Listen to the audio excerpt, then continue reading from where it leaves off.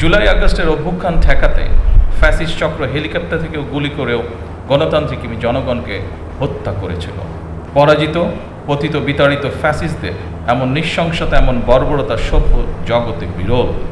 ইতিহাস সাক্ষী, বিতাড়িত ফ্যাসিবাদী চক্র কখনোই দেশে গণতান্ত্রিক শাসনকে মেনে নিতে পারে নাই। এদেরই পূর্বসূরিগণ 1975 সালে সংবিধান পরিবর্তন করে দেশে গণতন্ত্রের কবর রচনা করেছিল। আমি আশা করি এই জাদুঘর শুধুমাত্র 2024 সালের নৃশংস ঘটনার স্মারক হবে না। এই জাদুঘর বাংলাদেশের মানুষের সামগ্রিক গণতান্ত্রিক অভিযাত্রার সঙ্গে জুলাই গণ অভ্যুত্থানের সম্পর্ক তুলে ধরবে। শুধুমাত্র জুলাই গণ অভ্যুত্থানই নয়, এখানে বাংলাদেশের প্রতি গণতান্ত্রিক আন্দোলন সংগ্রামের ইতিহাসও সংরক্ষিত থাকা জরুরি।